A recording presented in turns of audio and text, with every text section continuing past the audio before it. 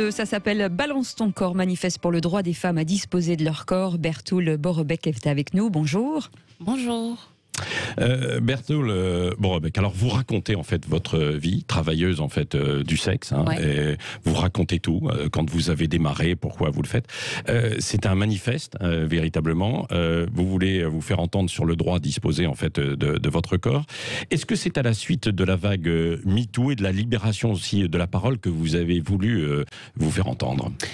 Alors, je pense que oui, ça coïncide avec cette période où la parole s'est pas mal libérée sur tous les sujets qui touchent aux oppressions que les femmes subissent. Ouais. Mais du coup, j'ai quand même ressenti le besoin d'écrire pour d'autres raisons plus que ce mouvement MeToo, Ouais. qui était aussi notamment le manque de représentation en fait des personnes ayant mon profil dans l'espace littéraire et médiatique en France. Oui, c'est-à-dire votre profil, personne noire. Qui est quoi. une Voilà, femme c'est- noire, voilà, c'est qui ça. est aussi queer, qui n'est pas hétérosexuelle, qui est travailleuse du sexe, donc qui finalement ne fait pas partie nécessairement des normes de la majorité. Oui, et d'ailleurs, c'est ce que vous dites, parce que ça a commencé toute petite. Hein, vous dites, on me regardait différemment.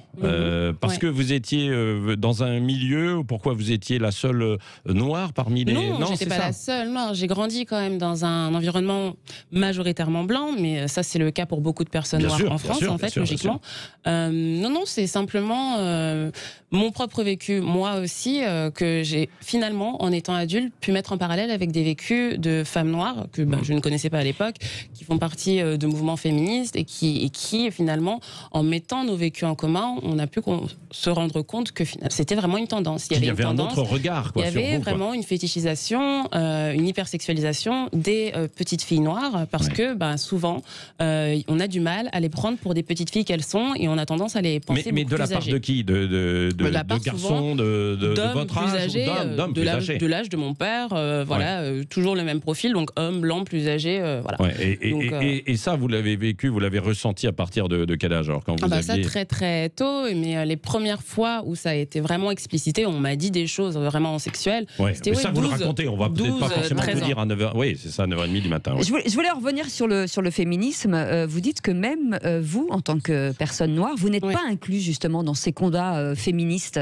C'est-à-dire qu'on parle des personnes blanches, mais assez rarement des jeunes filles. Oui, parce qu'en fait, logiquement, le mouvement féministe en France est porté majoritairement par des femmes blanches qui vont quand même faire partie d'une certaine catégorie, de certaines classes, et du coup qui vont se battre pour des avancées qui les touchent personnellement. Et du coup, c'est pas forcément les mieux placés pour se battre pour les femmes auxquelles elles ne ressemblent pas, en fait, parce qu'elles n'ont pas le même vécu, elles n'ont pas le même regard aussi sur les oppressions. Donc il n'y a pas nécessairement cette représentation-là. Oui. Et du coup, c'est nécessaire finalement de sortir un petit peu de cette neutralité blanche-là et d'inclure toutes les femmes, voilà, pour que la femme, comme on aime bien dire la femme, pour moi il n'y a pas d'entité femme, mais il y a les femmes, mais pour que justement dans le féminisme, toutes les femmes soient représentées. Donc certes, qu'il y ait de l'espace pour les femmes blanches qu'elles s'expriment, mais elles ne peuvent pas s'exprimer pour toutes, parce que leur vécu n'est pas universel, en fait. Oui, c'est ça. Et vous attaquez, vous dénoncez un peu ces femmes qui finalement s'occupent de ce qu'elles ne connaissent pas, quoi.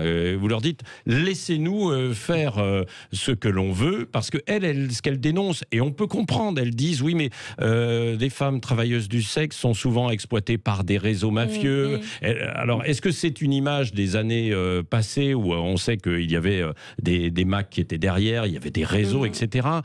Vous vous dites dans votre livre, bah non, c'est pas ça. C'est pas ça, elles sont à côté de la plaque. Et surtout, c'est faire des amalgames, encore une fois, de considérer que les esclaves sexuelles, donc celles qui sont vraiment sous le joug d'un proxénète, c'est la même chose que les prostituées. Ouais. C'est pas du tout la même chose. À partir du moment où on est exploité, c'est de l'esclavage sexuel, c'est pas de la prostitution libre, en fait. Donc moi, je parle de prostitution. Je pense qu'on est toutes et tous d'accord pour dire que l'esclavage en règle générale est quelque chose à bannir, et quelque chose à combattre. Mais le problème en fait de ces féministes abolitionnistes, c'est qu'elles veulent faire vraiment un amalgame entre la prostitution et l'esclavage, et sous prétexte qu'il y aurait de l'esclavage sexuel, du coup empêcher les prostituées de faire leur travail. Et du coup pour moi c'est pas du tout logique. Si vous voulez, c'est comme si on dénonçait l'esclavage, on dénonçait l'exploitation de l'industrie textile, de la fast fashion, et pour ce faire, on empêchait les couturières de Dior de travailler. Enfin, ça n'a pas de sens. Et vous, à travers votre personnalité et ce que vous dites et ce que vous écrivez, vous dites, moi, je suis libre, je suis consciente, je suis pas exploité, etc. Je fais un peu ce que je veux, quoi. Quand on vous entend parler, on se dit, oui, c'est pas une fille qui est sous le coup de réseau, quoi. Mais en fait, il y a plusieurs strates à combattre, en fait. Quand on veut s'exprimer en étant travailleuse du sexe en France, on doit faire face à un stigma qui fait que systématiquement on est infantilisé. Donc notre parole de toute façon vaudra moins qu'une femme qui n'est pas travailleuse du sexe, parce qu'on se dit que rien que pour avoir fait ce choix-là, on ne doit pas penser droit, en fait. Et du coup il y a déjà ça à dépasser, ces stéréotypes aussi qui disent qu'on est aliéné, qu'on est perdu, qu'on fait ça parce qu'on sait rien faire d'autre. Tout ça, déjà faut dépasser ça pour réussir à être considéré d'égal à égal dans un débat et pouvoir s'exprimer. Justement, je regardais ce qui se disait autour de vous, et beaucoup de gens se posent la question en disant, est-ce que c'est un métier ? Oui, voilà. C'est un métier, comme tout métier, il y a des choses à savoir faire, il y a des méthodes, il y a des façons de faire, il y a des choses qui s'apprennent. C'est un métier, et c'est pas seulement l'aspect sexuel. Il y a l'aspect sexuel, ça c'est indéniable, mais c'est aussi un rapport à l'autre, de l'écoute, un rapport vraiment humain, être capable de donner de l'affection, de pouvoir tenir des conversations, etc. Mais vous, à partir de quel moment vous avez eu ce déclic de se dire je vais être prostituée? Enfin, je sais pas, vous avez été effeuilleuse, danseuse, stripteaseuse. Ça a été crescendo. J'ai pas eu de. Je rêvais pas de ça quand j'étais petite. Ah non, J'ai commencé justement par les feuillages érotiques, et puis ensuite je suis allée en club de striptease à Genève, là où la prostitution est tolérée du coup en Suisse, et les clubs ont des systèmes où les danseuses qui sont aussi escortes peuvent repartir avec des clients. Donc moi, qui n'avais pas nécessairement prévu de faire de l'escorting, un soir je suis tombée sur un client avec qui j'ai passé la soirée. Un Norvégien, voilà, et ça a été du coup ma première expérience d'escorting, et ça m'a plu, et c'était pas du tout violent psychologiquement. Je suis pas rentrée chez moi à me frotter 3 heures sous la douche, voilà, loin de tous les clichés qu'on peut s'imaginer. C'était juste sympa, drôle, inattendu. Et quand je suis rentrée en France, du coup, j'ai continué de temps en temps à le faire. Oui, mais après, on ne peut pas faire la promotion pour la promotion quand même de la prostitution. Je parle de son expérience. Je parle de mon expérience. Et justement, c'est un témoignage qui manque, un type de témoignage qui manque, parce qu'on fait volontiers la promotion des Christiane F., des femmes qui sont des filles de joie triste, des femmes qui ont connu des violences dans des réseaux de trafic. Ça, on en parle volontiers. Et bizarrement, dès qu'on parle de l'inverse, en fait, de quand ça se passe bien, d'un coup on est accusé de faire de la glamourisation, mais c'est pas ce que je fais. Je veux juste faire exister cette représentation-là côte à côte avec les autres, que les gens puissent ensuite se faire leur propre idée sur la question, et qui on leur martèle pas des idées préconçues. Bien sûr. Avant de prendre quelqu'un en ligne, Soraya qui est avec nous, qui va au 0826 300 300, vous avez même dit dans une interview, ce qui est assez étonnant, c'est comme un boulot normal, c'est-à-dire qu'il y a des moments où j'ai très envie d'y aller, et il y a des moments où j'ai pas du tout envie d'y aller. C'est comme pour tout le monde, je pense. C'est vraiment que au travail du sexe qu'on demande vous êtes heureuse dans ce que vous faites. On ne demande pas ça à la femme de ménage, on ne demande pas ça au trader qui a fait 6 burn-out. Enfin, tout le monde doit travailler, en fait, pour vivre dans cette société. On est dans une société capitaliste, donc tout le monde n'a pas la chance d'avoir un boulot qui le passionne, et ça peut arriver aussi pour les travailleuses du sexe. Il y a des travailleuses du sexe qui ne sont pas passionnées, mais qui le font parce que c'est leur travail. Et puis parce que elles gagnent de l'argent, elles gagnent leur vie, quoi. C'est ce que vous racontez, en fait. Vous dites moi j'aime autant en faire ça que d'aller effectivement dans un bureau travailler avec. Moi je sais que ça, je ne pourrais pas, par exemple. À l'inverse, il y a des gens qui préfèrent volontiers travailler dans un bureau plutôt que de vendre des services sexuels à des inconnus, et je les comprends aussi. Est-ce que vous avez dialogué justement avec des féministes qui sont pures et dures et contre cette prostitution? Mais je suis une féministe pure et dure. Non, mais qui sont contre. Non, mais on le voit, vous le défendez, mais qui sont contre justement les actes de prostitution.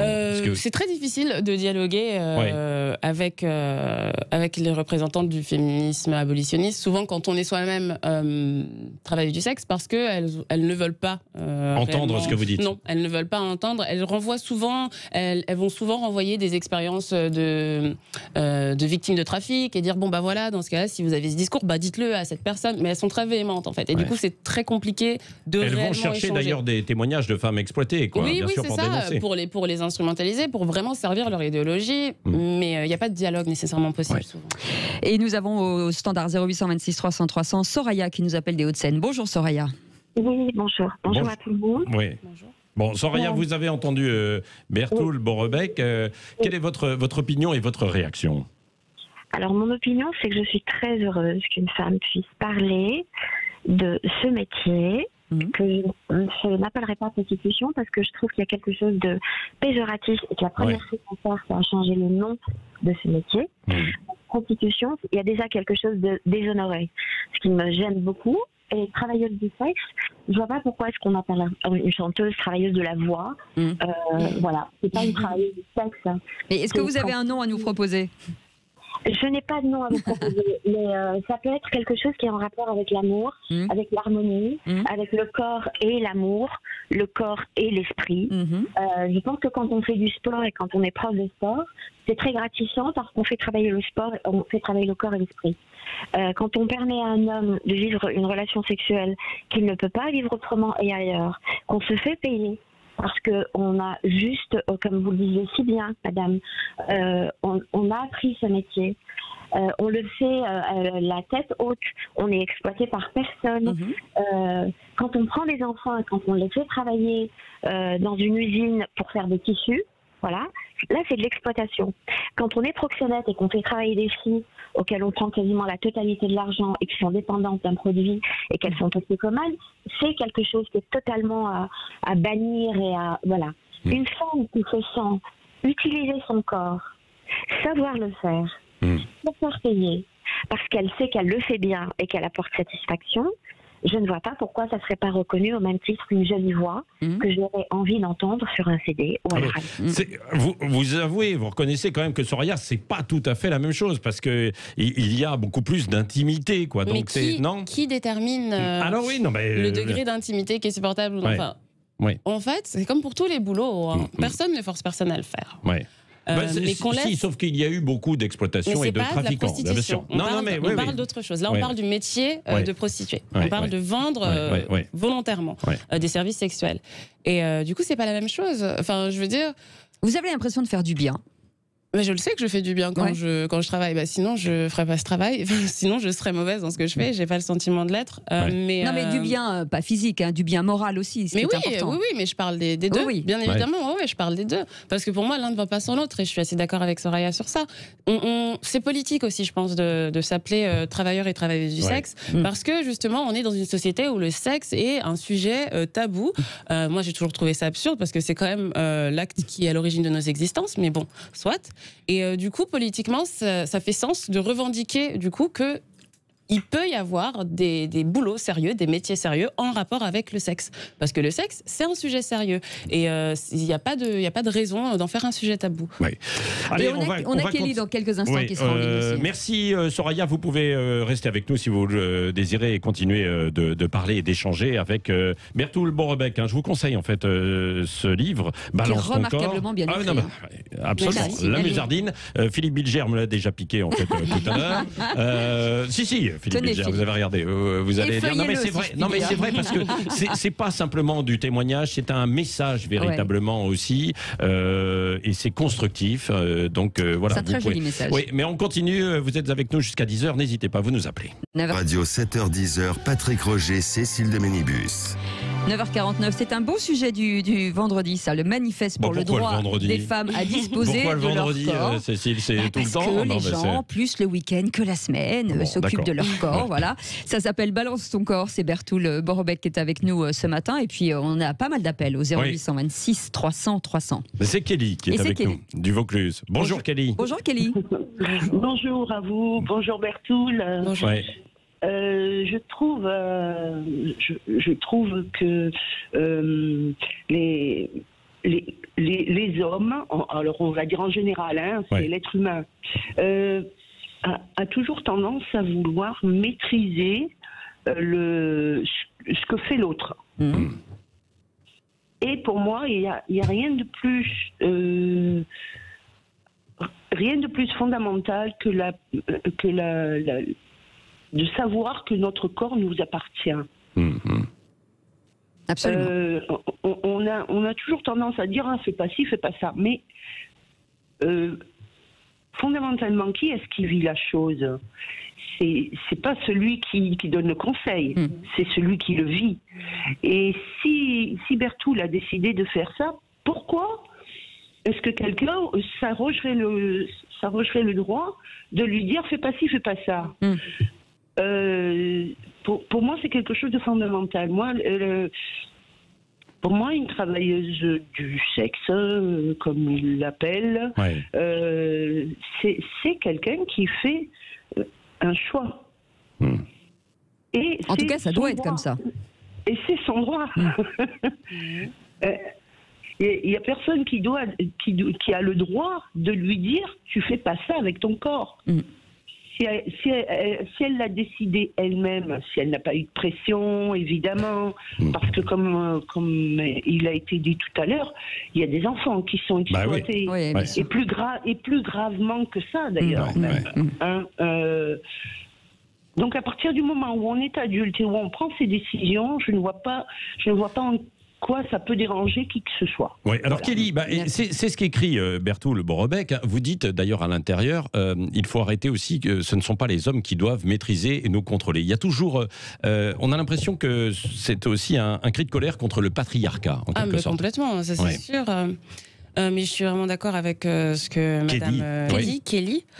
Oui, moi je pars du principe qu'il faut vivre et laisser vivre, et ça a l'air simple dit comme ça, mais les gens ont souvent le sentiment d'avoir le droit de donner leur avis sur tout. On a le droit d'avoir une opinion, mais je pense qu'il faut aussi réfléchir, est-ce que mon opinion là, elle est légitime à donner? Est-ce que c'est pertinent que j'exprime ça? Est-ce que ça fera pas plus de mal que de bien, etc. Donc je pense qu'il faut être capable de respecter les choix des autres. Et qu'est-ce que vous pensez de ce débat justement dans cette société qui s'offusque de tout, la façon dont les jeunes filles s'habillent à l'école par exemple? Moi déjà je pense qu'il faut remettre les choses à l'endroit, et à partir du moment où on laisse des adultes hypersexualiser des corps de jeunes filles et d'adolescentes, déjà c'est pédocriminel, donc je vois même pas comment c'est possible qu'on ait ce type de débat-là. Il faut remettre les choses à l'endroit. On parle de corps de jeunes filles. Donc on va hypersexualiser des corps de jeunes filles en disant qu'elles sont habillées de façon sexy, lorsque elles-mêmes ne sont même pas encore au courant de ce que sexy veut dire. Et quand on voit que sur des plateaux télé, c'est des hommes adultes, souvent plutôt âgés, qui ont des débats, qui parlent du fait d'être déconcentrés par des crop tops de jeunes filles, c'est juste immoral. C'est littéralement immoral. C'est ces petits t-shirts au-dessus du ventre. En fait, on ne devrait pas avoir à entendre ce genre de choses. Non, mais vous pouvez reconnaître, parce que vous-même, quand vous étiez jeune, vous le dites, vous étiez entre guillemets victime. À un moment donné, vous vous sentiez trop regardé, etc. Non, je ne sais pas que j'étais victime. Ça vous dérangeait.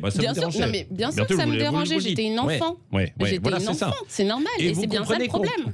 Qu'on puisse les protéger au moment où certaines jeunes filles, notamment, sont peut-être pas suffisamment conscientes de leur corps. Non, justement. Le moment où elles sont pas conscientes de leur corps, c'est le moment où il faut justement les laisser tranquilles. Et c'est pas aux adultes de commencer à les sexualiser. Oui, mais vous savez qu'il y a les ados, il y a les copains à côté. Dans ce cas-là, on éduque les garçons. On dit pas aux filles de se rhabiller. Parce que les filles ne sont pas des morceaux de viande. Elles ont le droit d'être à l'école autant que les garçons. Les garçons, on va pas polisser leurs vêtements. Alors on laisse les filles tranquilles. Quand il faisait des 35-36 degrés, qu'on les interdise d'aller en jupe à l'école. Ou en short. C'est n'importe quoi. Il y avait une question de Philippe Bilger, l'ancien magistrat, évidemment, qui voulait... attendez, Philippe Bilger, on va pas rester jusqu'à 10h, ou sinon vous resterez, vous allez animer Brigitte Lahaie cet après-midi à 14h. Mais Philippe, approchez-vous du micro. Est-ce que vous ne croyez pas que la réticence qu'on peut éprouver devant votre version de la vie et de l'amour vient du fait qu'on ne croit pas à une totale liberté de la part d'une travailleuse du sexe? Mais si, complètement. Ça vient complètement de là, je pense. On pense que rien que le choix d'être travailleuse du sexe, ça parle de quelque chose qui ne tourne nécessairement pas forcément rond dans la tête. Donc ça veut dire qu'on a des problèmes, qu'on est aliéné, qu'on a besoin d'attention, qu'on est incapable de faire autre chose. Il y a beaucoup de stéréotypes. Et même au-delà, une dépendance beaucoup plus grave, dépendance économique. Vous avez répondu à Patrick Roger qu'en réalité, vous êtes complètement libre. Probablement des gens en doutent. Oui, ils peuvent en douter. Mais après, au bout d'un moment, tout ce que je peux faire, c'est partager mon témoignage, partager à travers ce livre, mon vécu, mon point de vue, ma vérité et les faits. Et les gens peuvent choisir d'en douter ou pas. Mais je ne peux pas donner de preuve de mon honnêteté. Oui, alors Philippe Bilger, pendant la pub, disait aussi, Berthoul, mais est-ce que quand même ça ne vous pose pas un problème d'offrir votre intimité? Parce que, non mais c'est ça aussi en fait. Oui. Quoi, alors j'ai répondu à ça en disant que je n'offrais pas mon intimité, que je vendais des services sexuels. J'ai encore toute mon intimité, hein. Ce serait un petit peu inconvenant de vous le prouver, mais je l'ai encore. Et mon corps m'appartient toujours quand je vends des services sexuels, comme l'ouvrier qui va se casser le dos à casser des pierres et voilà, il se brise le dos, quelque part, il donne de sa santé pour son petit chèque en fin de mois. Mais en fait, on vit dans une société où on n'a pas le choix de travailler pour de l'argent. Donc on met toujours son corps à profit. Et Berthoul, l'amour là-dedans. Demain, vous tombez follement amoureuse de quelqu'un. Qu'est-ce qui se passe? Mais j'ai déjà des relations amoureuses avec des gens. Et ça ne vous empêche pas, évidemment, de continuer votre métier, quoi? Non, en fait, en réalité, je relationne qu'avec des personnes qui sont plutôt au diapason avec mon mode de pensée. Est-ce que vous avez, tout à l'heure, vous nous avez dit que c'est difficile d'avoir un dialogue avec les opposants, en fait, à la prostitution. Est-ce que, à travers aussi ce livre, vous voudriez interpeller des ministres, je pense à Marlène Schiappa, qui parle beaucoup, en fait, de ces questions, et d'autres, pour remettre ce débat sur la table?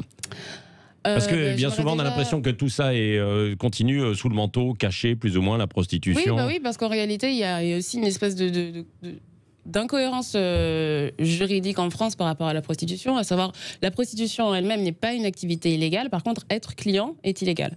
Donc déjà, ça contribue à rendre la vie des prostituées beaucoup plus compliquée, parce que d'un coup, on donne le pouvoir décisionnaire aux clients. Ils peuvent décider que comme ils sont en danger de se faire arrêter, ils veulent aller dans un endroit plus reculé. Donc la personne qui va travailler, du coup, sera moins en sécurité si le client s'avère être un agresseur. Ils peuvent négocier les tarifs, ils peuvent négocier les pratiques, parce que du coup, il y a moins de clients, ce genre de choses. Donc moi, ce que j'aurais à dire au gouvernement et aux personnes qui prennent les décisions, c'est de laisser les concernés s'exprimer sur leurs besoins, sur ce qu'il faut faire, et d'arrêter, en fait, de propager une idéologie pudibonde qui débat finalement ne rend service à personne. Et peut-être la réouverture des maisons closes. Ça, je ne suis pas nécessairement pour, et c'est un débat assez complexe. Après, ça dépend par qui sont gérées les maisons closes aussi, etc. Bon, en tout cas, voilà, à vous écouter, à vous lire, mais aussi à vous écouter ce matin, et Philippe Bilger également, et tous les auditeurs, on voit quand même que vous êtes libre dans votre tête, et libre, évidemment, avec votre corps. Balance ton corps, manifeste pour le droit des femmes, justement, à disposer de leur corps. Berthoul Borrebec, c'est aux éditions La Musardine. Et puis,